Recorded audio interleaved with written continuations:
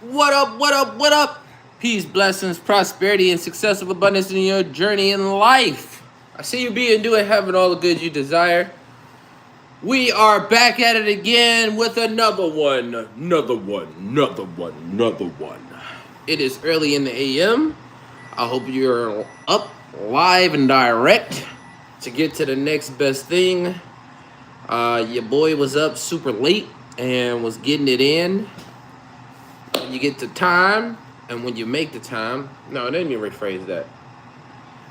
Go check out our next video that's over here that dropped at 7 a.m. 7 Central. Eastern, no, Central Time, in Central Eastern Standard something time. Go check that out. It's there waiting for you right over there. Today's conversation is going to be about, I was going to freaking say something crazy. But I got to check myself before I wreck myself. Da-na-na.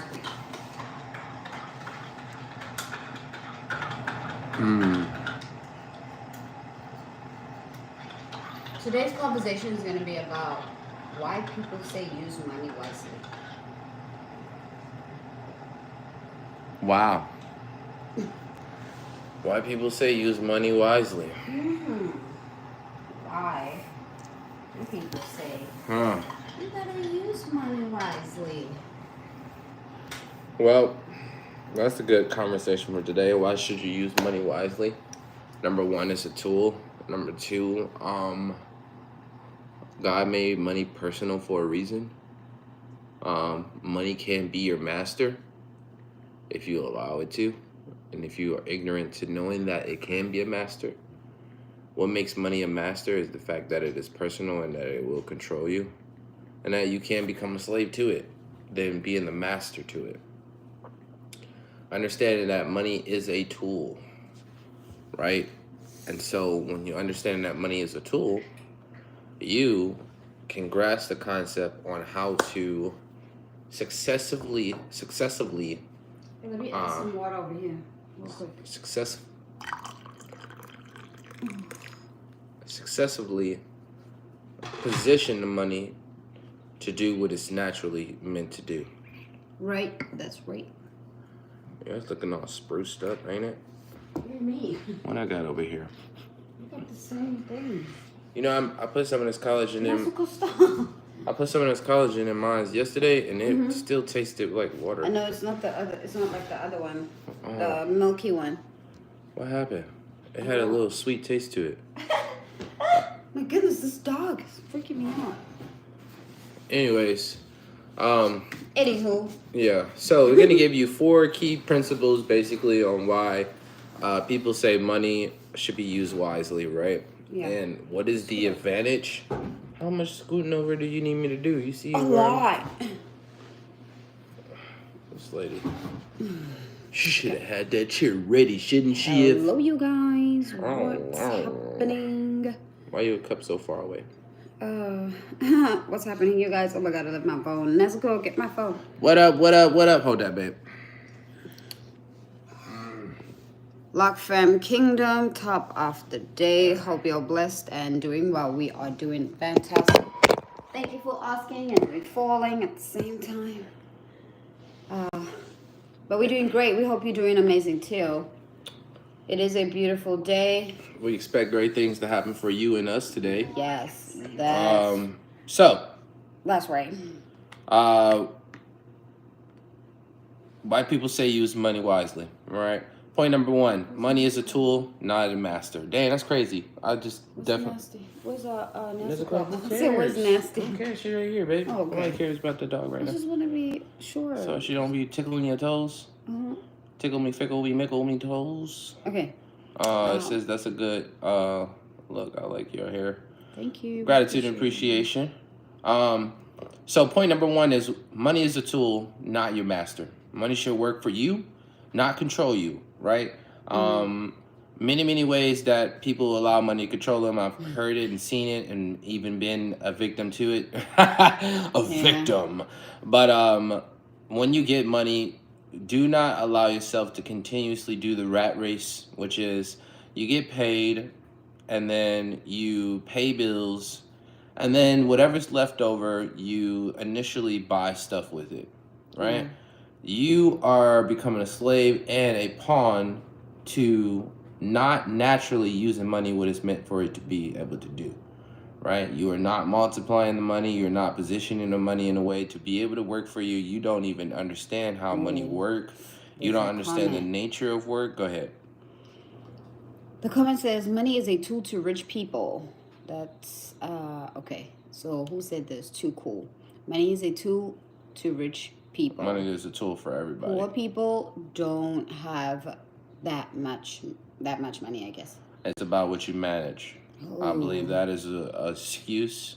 And where there's too many cases to where people were in poor situations, sleeping in abandoned houses, homeless, sleeping in their cars, and they didn't have they more than changed most that. people who even have cars, you know, or even have jobs, right? They China had did less it. than that, and they were still able to manage what they had in order to get what they wanted, right? Right.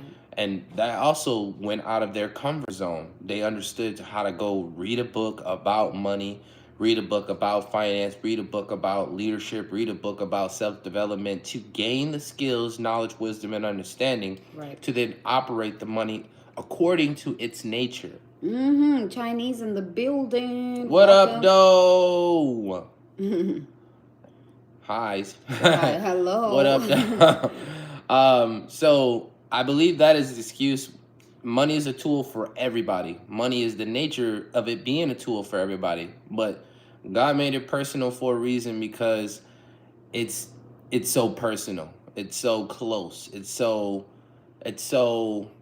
you put money in a person, you keep it close to you. You put it in a Right. bank and you keep it hidden, right? Mm. You can give it or you can keep it away from things, right? There's Mm. so many things that money. The reason why money is so personal, when somebody asks you for money, you don't always feel obligated, or you can feel constrained to giving money, right? It's almost like your social security number in a way, depending on the person, right? Mm. Um, when you manage money wisely, it can open your doors for opportunity, freedom, and security. Yeah. But mismanaging money will basically Thank you. put you in a mindset of struggle, lack, and fear and limitations, Right. right? Like the comment that we had got a couple minutes ago. Money is a tool for rich people. Um, you don't want to focus on it being separate from anyone else. Money is a tool for Mm. everybody, right? And when you don't know, right, forgive my people for they not know what they do. The lack Mm. of unawareness that they don't understand the nature of money. They don't understand the game of money. They don't understand the way that capitalism is built. The lack of creativity is your way to poverty. So if you're not creative, you're gonna end up in poverty, right? Because you're not creative enough to find books that can help you. You're not creative enough to learn about things that's going to move you from the situation you're in to another situation. Being creative. Being creative, yes, being creative. Enough. Um, being creative enough, or deciding to become creative enough, or deciding, you know what, I'm done with this type of life. So you can move Right. from being a poor people category to being also a rich people category, where you can be able to use money as a tool. Right. Money is a tool anyway, because on number 2 it says that what you don't manage, you lose. So you just have to manage it in order for you to keep it. And you have to learn the rules, because if you don't know the rules, you can't play the game. How are you people so poetic? I Oh, wow, that's cool. love it. Mm. Um, I don't know. I would say just probably from experience, and then two, like failure, Yeah. and then turning those failures into lessons. We Right. lean into failure because that failure expedites your and catapults you and quantum leaps you into the knowing, It's part of the lessons. into the category of experiences, right? Because most people, when we talk about and have deep conversations, like question like, have you ever been on a private yacht, a private jet? These are experiences that once one experienced the what most people categorize the luxury of exclusiveness, right? You have now stepped onto a different perspective of now that, like it's like, dang, I've been on a private jet before, and it is a different feeling than being on an economy plane. Just as well. Just subscribe. Thank you for subscribing. Thank you for subscribing. Thank you for subscribing. Let's go. Let's go. Come here. Come here. Look at this thing right here. This is the thing that's over here attacking our feet and everything. She don't have nothing else to do right now. She just wants to be and say hi to everybody. Say hi. This is how small she is. One whole hand. There it is. She's getting big. She's so cool. Her name is Nezuko. Now get out of here before I jack you up. All right? Stop playing with my toes. Get out of here. All right. Yeah, she is. I meant cute. Oh, thank you. Yes, she is. So yeah, for the most part, where did you leave off at? Why you don't manage what you don't manage, you lose. That's where I was at. Yeah, what you don't manage, you lose. Here's the kicker here. Management is the key to life. Management is the key to everything you do. It boils down for you understanding the skills, the principles, the traits, the patterns, the practices of managing what you do have in our being. Right? And becoming. You have to manage your health. This is a divine order for you to do, because if you don't manage your vessel, you mismanage its health. Right? Oh, that's a nice way to put it for health. I love that. Right? Wealth. When you don't manage your expenses, you lose. You mismanage the direction and the growth and the potential of the expansion of the kingdom. You're 12 years old? Oh, man. Wow. Okay. At least we're not talking anything inappropriate. Yay! Look at us, not cussing. No, but yes. So understanding it takes for you to manage the lovers and the people you care about, to manage those relationships, right? You may have 12 friends, you may have less than that, but it's about how you nurture and grow and expand the consciousness and awareness and the growth of those relationships. You know people for a very long time who, when you start to become conscious to change your mind, they decide to keep the same way. And it makes it hard for you to expand and continue the relationship, because they are not expanding with the growth that is happening. It's almost like not being prepared for a season when it comes around. You're still dressing for the summer, but it is winter. Wow. Just like me. Right? So it takes clear understanding of management within cultivating relationships. And those relationships could be partners, friendships, clients, business, employees, right? And you got to understand that each relationship has to be cultivated on a growth expansion level. Right. It's a management that you must acquire. And that you should acquire. If you don't tell your money where to go, it will disappear. So That's the point. Yeah, that's the point of what you don't manage, you lose. Because if Right. you don't tell it where to go, if you don't sit down and budget and say, this is what I have, this is what I'm going to pay for, but first I'm going to pay myself, and I'm going to pay God, and then I'm going to pay all these other people Facts. that are around here. Yeah. That are waiting for me to pay them, right? Like Yes. for the car, for the rent, for utilities, and so on and so forth. Right. But you know that at the top you paid God, which is very important. Most of us, we don't understand how important is that.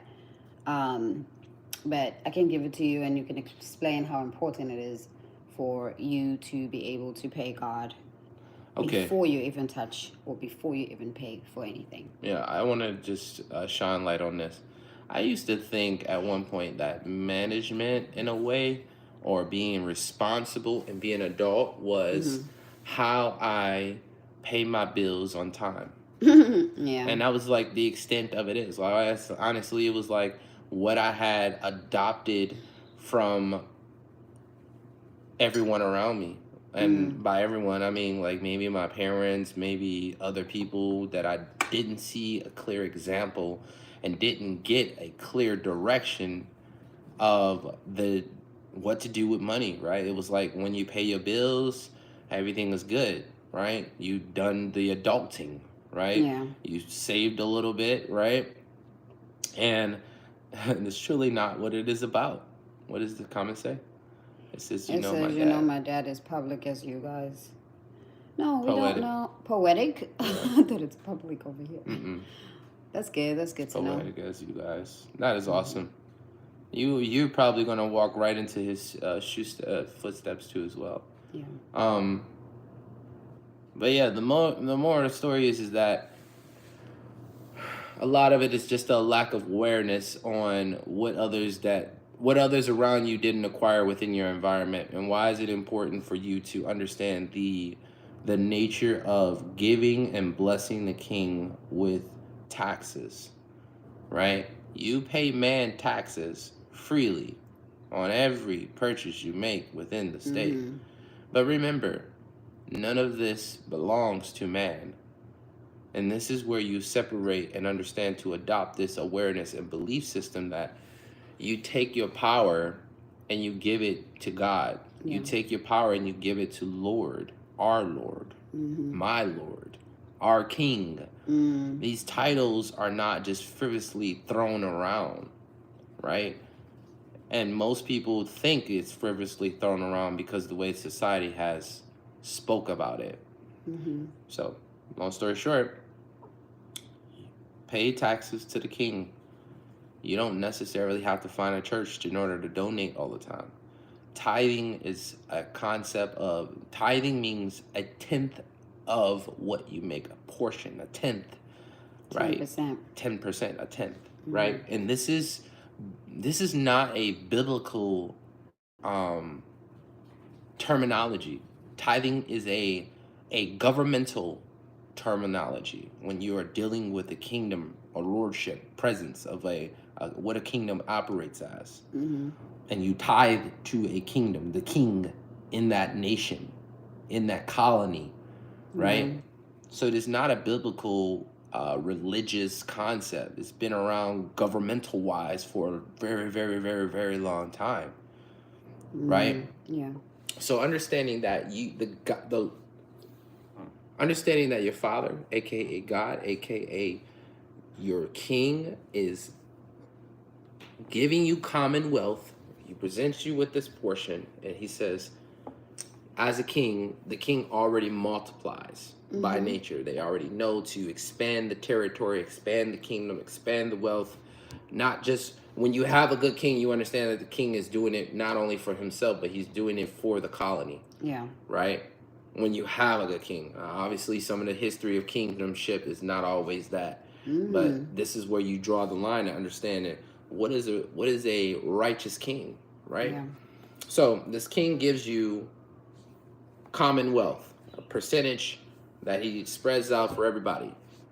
You, by respecting the king and respecting yourself and respecting the nature of money, tell the king, whatever you give me, I will multiply that. Right. 3 times fold.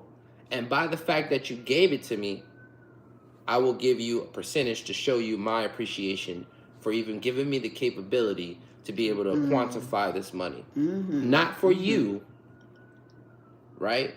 And it's not necessarily just saying like, oh, it's for you, but it's for the respect level of appreciation, right? That's right. It's a level of appreciation of saying that I want to show you, because you're my father, that I have the nature of multiplying. I have the nature of being fruitful, whatever you give me. You can give me a car and I'll turn it into 5 cars. One thing that we forget is that without you asking God for this job, you wouldn't have the job, right? Right. You need to appreciate the fact that you have a job and other people don't. You need to appreciate the fact that you have the legs, the arms, the eyes to see, and other people don't. You know what I mean? And you're able to use that to make money. So sometimes we think that tithing is just focused on church. Like you have to go to church to pay tithing. You can literally pay tithing to a certain organization that you believe in that once helped you. Yeah. You know, I know that there are a lot of platforms that we use here that are so helpful, that are giving back and so on and so forth. You can do that. You can just take $50, send it into that organization. Right. But long story short is that planning for the future helps you stay in control. If you plan for your future, which is why we are on number 2, which is number 2 says, what you don't manage, you lose, right? So if you plan for the future, you stay in control, because the money is not controlling you now. The money is not your master. You are the master of the money, because you're telling it where exactly it should go. There's no excuses for us, guys. Now, we can point the blame a lot of the times, but the information is there. And there's an old quote that says, when dealing with slaves or slave-minded people, the best thing to do is hide the information within the book, because they will not take heed to the gems hidden away. That's powerful. Right? And so when people come up with excuses on why this is not happening, and what their lackful mind concept is wrapping around the possibilities and putting a cap on the possibilities and making it impossible, it just lets you know that, you're making excuses. Everything is built in books, man. You can get the information. Let me share this real quick. I took some notes last night, and here's one of them. All right. This is what you guys should do, and this is what I've been doing for the time period since I got turned on with self-development books, but I didn't have verbiage particularly for what the category of areas that you should focus on when selecting books. Number 1, you want to read 5 books on money management and investing. Right. Number 2, you want to read 5 books on personal development and self-development books. Self-improvement books. Number 3, you want to read 5 books on how to start a business. Right? Number 4, you want to read 5 books on leadership.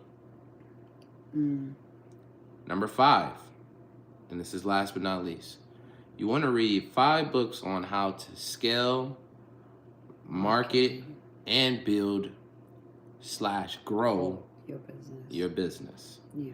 You will allow yourself to become aware of this information. You will allow yourself to press upon your subconscious the possibilities of expansion. What you don't know, you will perish. If you didn't know to go up, if you didn't know to go downstream, and all this time you've been going upstream, you've been wasting resources and extending your time and period out on the ocean for no reason. So you're fighting against something that's inevitable. Inevitable for destruction. All right. Let's move on to number 3, right? Number 3, grow. We have to get out in 30. Yes. Number 3, grow. Money grows and invested. When invested, not just spent. When you read these type of books, you will understand that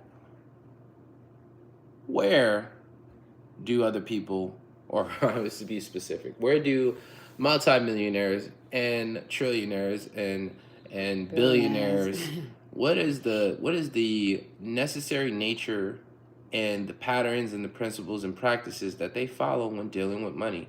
What is their conscious perspective on operating money? If they had to teach their children, how would that be? What would be the steps that they would teach their children who are 5, 6, 7, 8, 9, 10 to press upon their subconscious the direction and the nature of money? And so you dissect this. You dissect this by seeking the answers. Knock. What is it? Seeking ye shall find. Knocking the door shall be open. Asking it shall be given. Mm-hmm. The more that you lean into desperately figuring out, obsessively figuring it out, obsessively asking the questions, obsessively keep, oh, do you have this? What's that? It's kind of like the door-to-door kind of situation.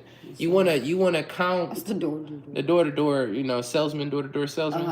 Okay. So basically, you get 100 no's, and out of that, you focus on getting 100 no's, and out of 100 no's, within the 100 no's, you probably get 5 to 6 yeses. 100 no's, you're gonna freak people out. 10 no's. No, it's not freaking people out, because even in the pursuit to get a woman, right? Even in the pursuit to get a woman, they tell you the same concept when a man is seeking women, right? But and you gotta let me finish. When a man is seeking women, they tell you to go get out 100 no's, right? Go ask 100 women, hey, can I get your number? Can I get your number? Can I get your number? Can I get your number? Right? Yeah, cool. You're gonna get no, maybe, no, yes, right? And then so the concept is that you don't get discouraged and you become resilient with seeking what your ultimate desire is. Okay, but what I was gonna say is that the saying goes like this. It says you have to get 10 no's, even though it's not gonna be 10 no's sometimes. But the saying goes, you have to get 10 no's, and the last one is going to be, or you have to seek and go out there and be okay with getting no's, especially 10 no's, because it's making you good, right? You are preparing yourself, and your skills are getting. It's like you're practicing. But that's what I wanted to say. Not 100 no's. The saying says we're resilient. Beyond plus ultra. We're going for 100 no's. I need 100 no's now. Right? Get out of here. No, because the concept of like the 100 no's is basically like you're building resilience, and then also by you anticipating, seeking 100 no's, you're gonna get yeses within that 100 no's. Yeah, right? That's true. And so that's just the polarity of the conversation. Like, I'm gonna focus on getting 100 no's, and by the time you get to 50, you already got like 2, 3, 4, 5, maybe even 6, or maybe even 10 yeses out of that 50. Thank you, Danny. Thank you very much, Danny. But go ahead. Making smart financial decisions, doing things like saving and investing your money, and not just like trying to earn more, trying to wait in that company for that company to give you a raise in 10 years from now.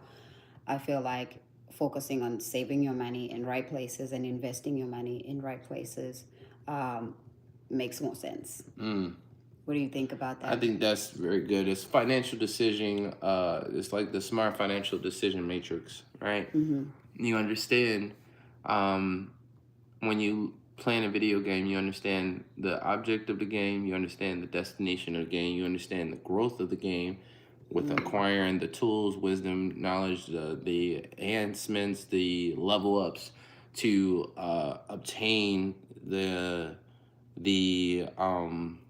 gems along the way, right? And so with that being said, is that it comes with the territory, right? It comes with the territory of you acquiring whatever you don't know. You will perish for it, man. And it's about acquiring knowledge, wisdom, and understanding. The Bible says, I would have it if you spend your last to acquire wisdom. Yeah. Right? Because wisdom is more precious than rubies and gems. Right? It's more I don't need to go any deeper than what I just said. You don't. We need to move on to number 4. Are we done? No, we should be done. It's 8:34. Okay, so we're gonna finish up number 4. And I want to see. Number 4 is your money reflects your principles. No, your priorities. You can say principles too. Your priorities, yeah, which is your principles, right? Your money reflects your priorities, right? Yeah. Where your money goes reveals the true nature and the matter of you, right? Yeah. Yeah, all you need to do is really focus on the nature of where your money goes, and you can see the product of who you're going to become in the next 5 years, right? Financial security, growth, and freedom are priorities. And so, if these are not a part of your principles and these are not a part of your awareness, you will be in a rut hole. You will be in the rat race. You will be poor for a very long time, right? Because you're not simply bringing your awareness on the expansion of these areas and categories. Your spending habits should reflect that, Yeah. right? Your spending habits should reflect these categories: generational wealth, right? And also look at your 30-day spending. Does it match your goals? The goals that you have for yourself, the goals that you want to achieve this year. Does it match that? Because most of the time we do things and we just things that think that things are just gonna fall on a from heaven like the rain, right? And we're not really doing the deeper work that is supposed to be done when you are working with money or having super goals that's going to relieve you or or break the chains that are on your hands. You know. I used to say this, and I just remember it again. Law of attraction. This is a very hot topic for a lot of people in manifesting and all this. But law of attraction, if you really break it down, you attract, right, what you want by action, right? And you have to bring action first in order to attract, Right. right? And so without any action, there will be no attraction, right? And so understanding this, we're talking about your money reflects your priorities. Here's a couple of questions. Hold on. I'm sorry. Here's a couple of questions to enlighten your mind on before we dip out. How do you perceive and how do you preserve and protect your wealth? Right? This is a question that everybody should be asking, or that everybody who are focusing on expansion should be focusing on. How do you now and continue to use wealth protection tools like accounting and taxes, and in legal matters such as estate planning, which is considered generational wealth? What types of attorneys, what types of legal attorneys, or what types of attorneys and what types of legal protection shields and tools can we use to structure our business investments to protect us, but also amplify our wealth? Things like insurance and etc. Again, the question goes, your money reflects your priorities. What are your priorities? So, with that being said, we see you being, doing, having all the good you desire. These are nuggets that we acquire and we get and we bring them to the table to not only impress upon our subconscious mind the repetition of continuously reprogramming our mind to share this information, to acquire this information, to implement this information, to be, do, and have all the good we desire. So with that being said, we see you being, doing, having all the good you desire. Peace, blessings, prosperity, and success of abundance in your journey in life. Stay locked in.